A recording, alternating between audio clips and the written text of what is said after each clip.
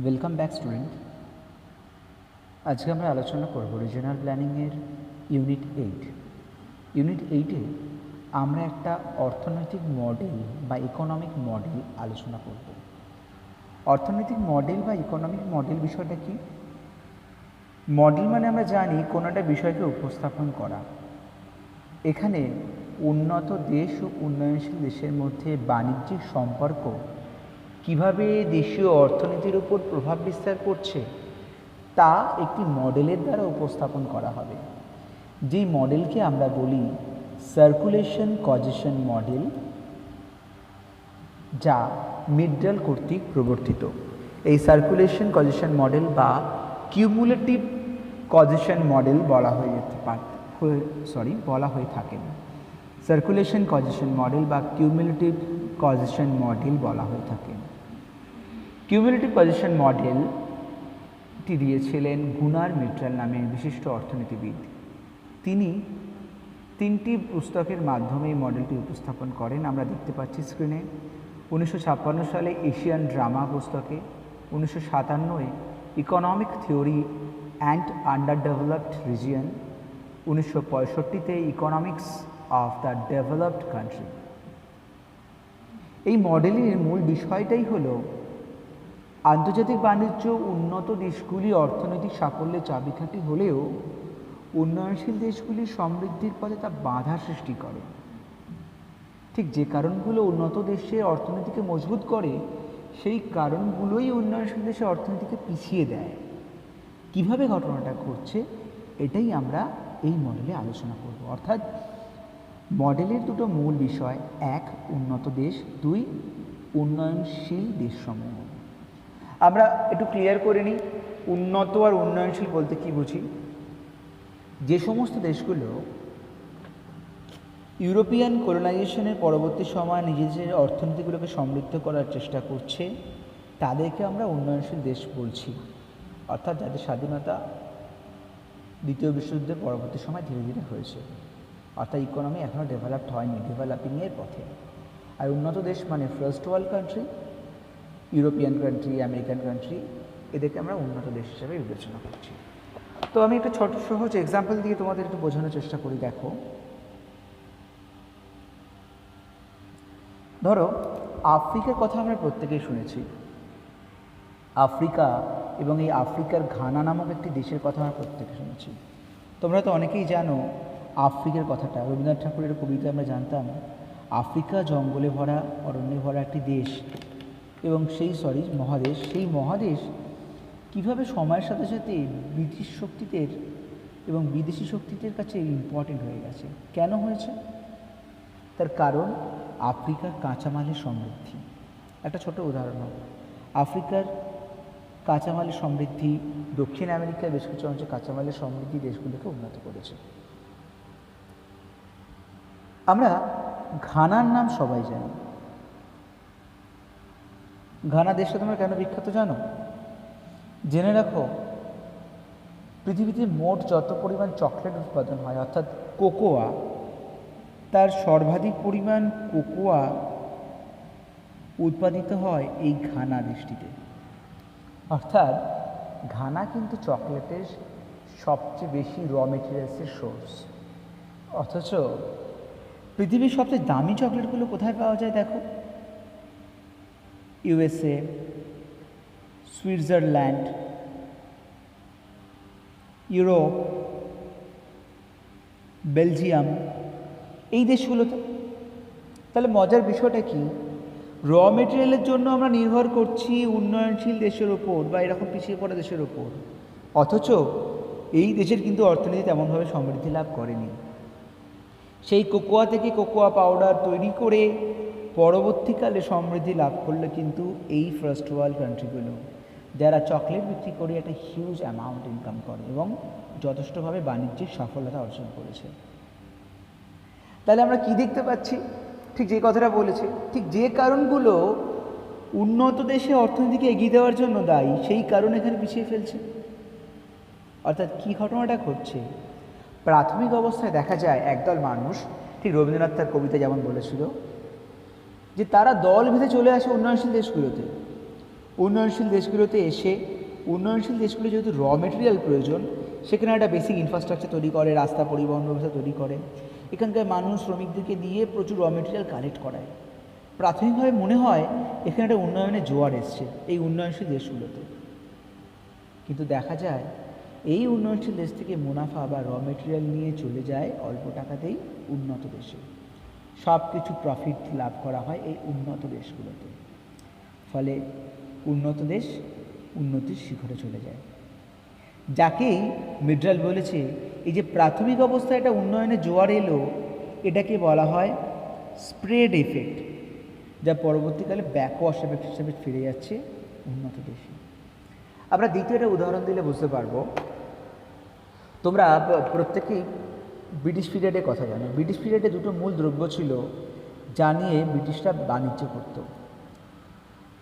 দুটোর বদলে তিনটে বলাই ভালো। এক, আমরা জানি পাট। দ্বিতীয় আমরা জানতাম কার্পাসের কথা। আর একটা আছে নীল বা ইন্ডিগো।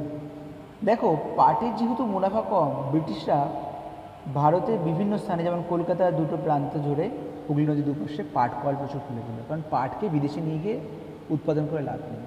কিন্তু এখানে পাওয়া যাওয়ার কোয়ালিটি রেশমগুলো, সিল্ককে তারা নিয়ে গেল নিজেদের দেশে। ম্যানচেস্টার আমরা জানি গার্মেন্ট ইন্ডাস্ট্রিতে ডেভেলপ করেছে অনেক। সেই ম্যানচেস্টার ওরা মিলের শাড়ি বানালো, জামাকাপড় বানালো, পোশাক বানালো, বানিয়ে ওগুলোকে আবার আমাদের মতন দেশগুলোতেই বিক্রি করতে লাগলো। ফলে মজার বিষয়টা কি দাঁড়ালো দেখো, আমরা যারা ইন্ডিয়া বা এরকম ডেভেলপিং কান্ট্রিতে আছি, আমরা হচ্ছি এই সাপ্লাই এরিয়া। আমরা কি সাপ্লাই করব? র মেটেরিয়ালস আর লেবার। ডিমান্ড কার আছে? উন্নত দেশের ডিমান্ড আছে। কেন? তাদের কাছে ক্যাপিটাল আছে, তারা ইন্ডাস্ট্রি তাদের ওখানেই করবে, যেমন ম্যানচেস্টার ল্যাঙ্কাশায়ারের ইন্ডাস্ট্রি ডেভেলপ করেছিল সেই সময়ে, এবং তারা নগরায়ন ঘটাবে। এর ফলে উন্নয়নশীল দেশ বা অনুন্নত দেশগুলো ব্যাকওয়াশ এফেক্ট তৈরি হয়। ব্যাকওয়াশ এফেক্ট কেমন? ধরো হঠাৎ জোয়ার এলে জল অনেক দূর সমুদ্র উপকূলে চলে আসে, আবার কিছুক্ষণ পর ফিরে যায়। এখানে সেম। প্রাথমিক অবস্থায় মনে হবে যে জায়গাটা মানে উন্নত হচ্ছে, কিন্তু না, ব্রিটিশরা আসবে, র মেটেরিয়াল নিয়ে চলে যাবে। তাই উন্নয়নশীল দেশগুলো হলো সেন্টার অফ ব্যাকওয়াশ এফেক্ট, আর উন্নত দেশগুলো স্প্রেড এফেক্ট। কেন? এই র মেটেরিয়ালগুলোর সাহায্যে এটা বিশাল বাণিজ্য তৈরি করবে, অনেক ইকোনমিক ডেভেলপমেন্ট হবে, যেটা হয়েছিল ইংল্যান্ডে হয়ে গেল স্প্রেড এফেক্ট। যার ফলস্বরূপ আমরা দেখতে পাচ্ছি ডেভেলপিং কান্ট্রি বা উন্নয়নশীল দেশ প্রভার্টি তৈরি হবে, মানে দারিদ্রতা, পরিব্রাজন ঘটবে, অর্থনৈতিক ক্ষতি হবে, জীবনযাপনের নিম্ন মান তৈরি হবে। আর ডেভেলপড কান্ট্রি বেটার লাইভলিহুড তৈরি করবে এবং তাদের ডেভেলপমেন্ট বা উন্নয়ন করবে। আমি নিজের মতন করে একটা চার্টে বোঝাতে চেয়েছি, তোমরা এটাকে অ্যাপ্লাইও করতে পারো এক্সামে। এটা তোমাদের একদম ক্লিয়ার করে দেবে কাকে সাপ্লাই এরিয়া বলছি, কাকে ডিমান্ড এরিয়া বলছি, যেটা মিডরালের মূল আলোচ্য বিষয় ছিল। এবং সাপ্লাই এরিয়া মানেই ব্যাকওয়াশ এফেক্ট তৈরি হয়, ডিমান্ড এরিয়ায় স্প্রেড এফেক্ট তৈরি হয়। ব্যাকওয়াশ এফেক্ট মানে পিছিয়ে আসা, স্প্রেড মানে ছড়িয়ে পড়া। কার স্প্রেড? উন্নয়নের স্প্রেড এফেক্ট তৈরি হয় ডিমান্ড এরিয়ায় বা উন্নত দেশগুলোতে, আর ব্যাকওয়াশ এফেক্ট হয় ডেভেলপিং কান্ট্রিতে। অর্থাৎ দেখা যায়, ঘানার উদাহরণ যেমন দিলাম বা ভারতের ইন্ডাস্ট্রির কথা যেমন বললাম, প্রাথমিক অবস্থায় উন্নয়নশীল দেশগুলো কাঁচামালের কেন্দ্র হিসাবে কাজ করে। সেখানে প্রাথমিকভাবে রাস্তাঘাট করে মানুষ প্রচুর মুনাফা অর্জন করছে মনে করায়, কিন্তু পরবর্তীকালে তারা সাফার করে, সেখানে তেমন উন্নতি হয় না। উন্নতি হয় সব উন্নত দেশে, যেটা আমরা আগের ছবিতে কিছুটা দেখতে পাবো। দেখো, বাইরে থেকে দেশে আসছে র মেটেরিয়ালসগুলো নিতে, র মেটেরিয়ালস নেওয়া হয়ে গেল, ইন্ডাস্ট্রি ডেভেলপ করে আবার ফিরে যাচ্ছে বিদেশে, র মেটেরিয়ালস নিয়ে আবার বিদেশে ফিরে যাচ্ছে, একটা ফিডব্যাক লুপ। তার ফলে ইকোনমিক্যাল বেনিফিট কিন্তু তুলছে ইউরোপিয়ান কান্ট্রি, ডেভেলপড কান্ট্রিগুলো, আর ইকোনমিক্যাল লস বা ইকোনমিক্যালি ব্যাকওয়ার্ডনেস দেখা যাচ্ছে ডেভেলপিং কান্ট্রিতে। তো মিডরাল সে সময় দাঁড়িয়ে মূলত এই বিষয়টাকে রিপ্রেজেন্ট করতে চেয়েছিলেন তার তত্ত্বে, যেটা আমরা এই চকে ক্লিয়ার হই। বা এখানে একটা দেখিয়েছেন সার্কুলেশন কজেশন, মানে বলতে চেয়েছেন কীভাবে ঘুরে ফিরে একই বিষয়টা তৈরি হয়ে যায়। এটা উনি এখানে দেখাচ্ছেন যে core start developing, further development, increase job and population, increase demand and good service, expansion of existing industries and formation of new business, improvement of infrastructure and service, সেখান থেকে আবার core starts developing। কীভাবে ডেভেলপমেন্টের একটা circulation চলছে সেটা দেখানো হচ্ছে। এটা একটা চক্রবদ্ধভাবে চলতে থাকছে, ফলে কিছু দেশের কন্ডিশন একই রকমভাবে রয়ে যায়। এই ব্যাপারটাকেই উনি সার্কুলেশন কজেশন বলতে চেয়েছেন। এবং আর একটা ছবি তোমাদের দেখাবো, যেটা তোমাদের ভালো দেখো, এই ছবিটাতে দেখতে পাবে আলটিমেট কী ঘটছে। দেখো এখানে সময়ের রেসপেক্টে আয়কে দেখানো হচ্ছে। উন্নত দেশগুলোর সময়ের রেসপেক্টে কিন্তু আয় ধীরে ধীরে বাড়তে থাকছে, এই ফলস্বরূপ যেটাই কার্ভে দেখানো হলো। তো আমরা এখানে যেটা মূলত দেখতে পেলাম যে কিউমুলেটিভ কজেশন থিওরি হচ্ছে আঞ্চলিক অর্থনৈতিক উন্নয়নের ক্ষেত্রে উন্নত দেশ এবং উন্নয়নশীল দেশ কী ভূমিকা পালন করছে, কে সাপ্লাই এরিয়া হিসেবে কাজ করছে। সাপ্লাই এরিয়া তাহলে কে হলো? সাপ্লাই এরিয়া উন্নয়নশীল দেশ। কে ডিমান্ড হিসেবে কাজ করছে, অর্থাৎ উন্নত দেশ কী কাজ করছে সেটা দেখা। তার উপর ভিত্তি করে এই সুইডিশ অর্থনীতিবিদ 1956 সালে তার কিউমুলেটিভ কজেশন মডেলটি দেন, যার দুটো মূল বিষয় হচ্ছে ব্যাকওয়াশ এফেক্ট, স্প্রেড এফেক্ট। আলাদা করে প্রশ্ন আসতে পারে ব্যাকওয়াশ বা স্প্রেড এফেক্ট কী, বা একসাথে দিলে প্রশ্নটা এভাবে আমরা আলোচনা করব। উন্নয়নশীল দেশ কী, তার কী অবস্থা, উন্নত দেশ কী, সেখানে কী অবস্থা তৈরি হচ্ছে, এবং তার ফলে কোথায় ব্যাকওয়াশ কোথায় স্প্রেড এফেক্ট তৈরি হচ্ছে। এই অংশটা একবার ক্লিয়ার হয়ে গেলে তোমরা বুঝবে কীভাবে সার্কুলেশন কজেশনটা ঘটছে। এই হচ্ছে এর মূল আলোচনার বিষয়। এখান থেকে যদি আমরা বলি তাহলে বর্তমান জায়গায় দাঁড়িয়ে মিডডালের এই বক্তব্যের কোনো সমালোচনা করা যায়? হ্যাঁ, করা যেতে পারে। যেমন বলতে পারি স্প্রেড এফেক্টের জন্য উন্নত দেশগুলো আরও উন্নত দেশে পরিণত হবে, তবে কয়েকটা ক্ষেত্রে ব্যতিক্রম রয়েছে। অর্থনৈতিক উন্নয়ন বিষয়টি নির্দেশক হিসেবে তিনি পরিবেশগত কোনো উপাদানকে উল্লেখ করেননি। অর্থনৈতিক উন্নয়নের নির্দেশক হিসেবে পরিবেশগত উপাদানগুলো তো কাজ করে, কিন্তু এখানে কোনো কাজ হয়নি, শুধু কতগুলো বেসিক র ম্যাটেরিয়ালসের কথা উনি বলেছেন। নেক্সট, উন্নত দেশগুলোর ক্ষেত্রে তিনি ব্যাকওয়াশ এফেক্টের যে কথা বলেছিলেন সেটা অনেক সময় ঠিক নয়, কারণ পৃথিবীর অনেক উন্নয়নশীল দেশগুলো অর্থনৈতিক উন্নয়ন ক্রমবর্ধমানভাবে এগিয়ে এসছে। যেমন ইন্ডিয়া বলো বা এরকম ইন্ডিয়ার মতো অনেক দেশগুলোই কিন্তু ডেভেলপ করেছে ধীরে ধীরে, চায়নাও ডেভেলপ করেছে, সেখানে কিন্তু ব্যাকওয়াশ এফেক্ট কাজ করেনি। তাহলে সব জায়গায় উন্নয়নশীল দেশ মানেই ব্যাকওয়াশ এফেক্ট কীভাবে কাজ হবে তা নাও হতে পারে, ডেভেলপটা করতে পারে। Excuse me. তো আমরা মূলত এই বিষয়গুলো এখানে দেখতে পেলাম। যদি বলা হয় তাহলে ওভারঅল এই মডেলের গুরুত্ব কী, তাহলে বলতে পারি মতামতকে বিভিন্ন দিক থেকে আমরা সমালোচনা করলেও অর্থনৈতিক উন্নয়নের ক্ষেত্রে বিভিন্ন উপাদানগুলো কীভাবে আউটফ্লো আর ইনফ্লো অঞ্চলগুলোর অর্থনৈতিক বৈষম্য তৈরি করে। আউটফ্লো অঞ্চল মানে সাপ্লাই এরিয়াকে বলছি, মানে উন্নয়নশীল দেশকে, ইনফ্লো মানে ডিমান্ড এরিয়াকে বলছি। এর ফলে একটা কি রিজনাল ডিসপ্যারিটি বা অর্থনৈতিক বৈষম্য তৈরি হয়, সেটা আমরা এই মডেলের মাধ্যমে দেখাতে পারলাম। এবং দুটো দেশ বাণিজ্যিক সম্পর্ক কীভাবে গুরুত্ব পাচ্ছে, কোথায় পরিবর্তন করানো দরকার, তা আমরা এই মডেলে ক্লিয়ার করতে পারলাম। যেই অংশটা বলে শেষ করব, দেখো আমি বলছিলাম আঞ্চলিক বৈষম্য তৈরি হয় তাহলে উন্নত দেশ আর উন্নয়নশীল দেশের মধ্যে। তো কিভাবে তৈরি হয়, এই ছবিটা পারফেক্ট তোমাদের ক্ষেত্রে আলোচনার জন্য। প্রথমে বলছে উন্নয়নের জন্য পরিকল্পনা নেওয়া হয়, সুযোগ সুবিধা সম্প্রসারণ বৃদ্ধি পায়, সম্প্রসারণের জন্য উদ্যোগ নেওয়া হয়, এবং এই পর্যায়ে চলে সম্প্রসারণ পর্ব। সম্প্রসারণ পর্ব মানে কি? Spread effect. তার মানে কোন অংশের কথা বলছি? এইটা কিন্তু আমরা আলোচনা করছি উন্নত দেশের কথা।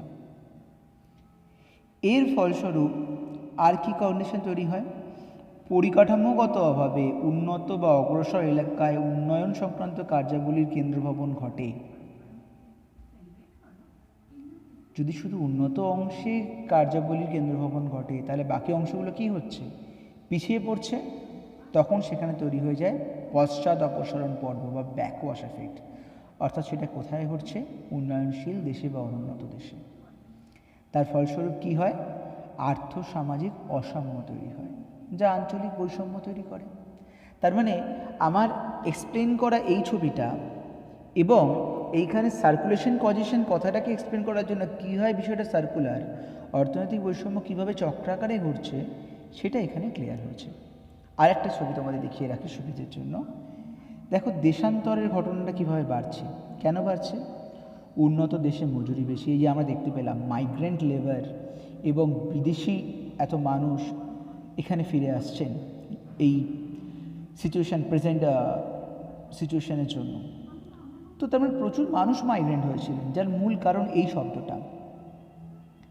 কলকাতা ছেড়ে ব্যাঙ্গালোর যাওয়ার যা কারণ, আবার ব্যাঙ্গালোর ছেড়ে ইউরোপ যাওয়ার কারণ এটাই, মজুরির তারতম্যের জন্য দেশান্তরের ঘটনা বাড়ে।